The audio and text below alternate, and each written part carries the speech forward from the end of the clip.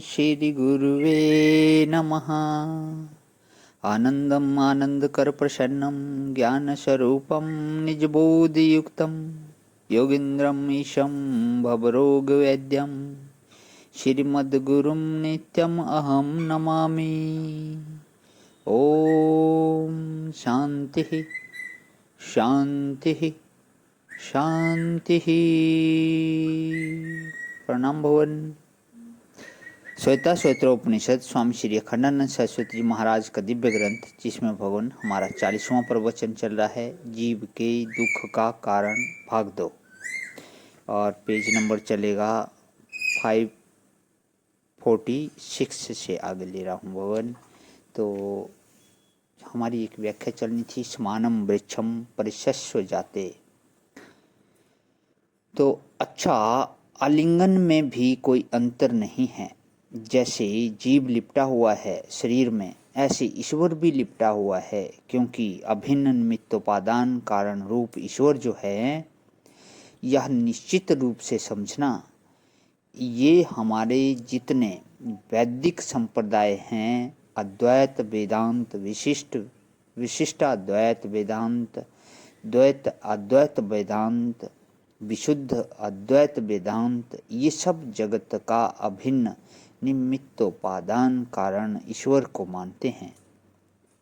सब के सब अभिन्न निमित्तोपादान कारण का अर्थ होता है, जैसे घड़े में माटी है, जैसे घड़े में माटी है ना, तो वह माटी जड़ नहीं है, चेतन है। समझो कि चेतन माटी से घड़ा बना हुआ है।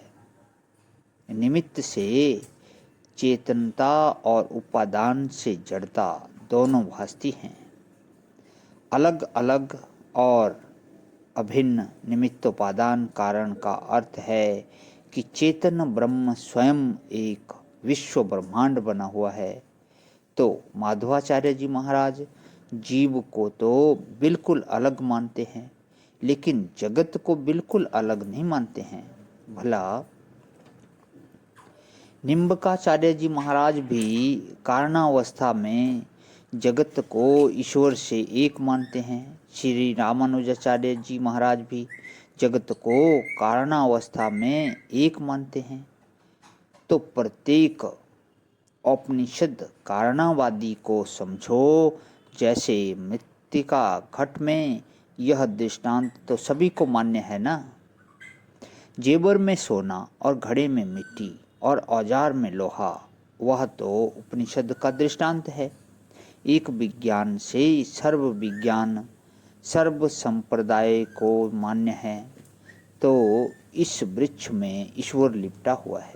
इसका अर्थ ही हुआ कि अभिन्न निमित्तोपादान कारण रूप से व्याप्त है। यह परिशस्व जाते का अर्थ है, जैसे जेवर का आलिंगन करके सोना रह रहा है, जैसे घड़े का आलिंगन करके मिट्टी रह रही है। इस प्रकार अंतर्बहिश्च तत्सर्वं व्याप्तं नारायणः स्थितः। एक नारायण ही सर्वव्यापक होकर के लोहे में औजार की तरह और जेवर में सोने की तरह और घड़े में मिट्टी की तरह व्याप्त हो रहा है, परिपूर्ण हो रहा है। परिशस्व जाते ईश्वर का परिष्वंग दूसरा है। परिष्वंग माने आलिंगन। इस शब्द का प्रयोग श्रुति में जहां तहां आता है। बृहदारण्यक उपनिषद का 4:3-21वां मंत्र उद्धृत किया हुआ है स्वामी जी ने। तथा प्रियया स्त्रिया संपरिष्वक्तो न बाह्या किंचिन वेदनांतरम। आलिंगन किए हुए हैं ईश्वर संपूर्ण जगत को। जगत का एक रोआ, जगत का एक तिनका, जगत का एक इंच, जगत का एक सेकंड, जगत का कोई इंच, जगत का कोई कण, जगत का कोई क्षण ऐसा नहीं है जो ईश्वर के द्वारा आलिंगित ना हो। ईश्वर के द्वारा ही नहीं, जीव के द्वारा भी अलिंगित है। परिशस्व जाते में क्रिया तो द्विवचन की है। जीव और ईश्वर दोनों ने आलिंगन कर रखा है। इस वृक्ष को दोनों ने आलिंगन कर रखा है। अब देखो उन दोनों में क्या समानता है। सुपर्णा सयुजा सखाया। सुपर्णा का अर्थ है दोनों एक जाति के हैं, माने दोनों चेतन हैं। शिवजा का अर्थ है दोनों का संबंध नित्य है, कभी बिछुड़ने वाले नहीं हैं। और सखाया का अर्थ है समान नाम वाले हैं। सखा कौन है? जो साथ खाए, वह खादंती, जो एक साथ खाएं सो सखा। समान खयातिन ख्यातिमंतो सखाया। दोनों एक ढंग से अभिव्यक्त होते हैं, एक रीति से दोनों शरीर में प्रकट होते हैं। प्रणाम भवन। आज यहीं विराम।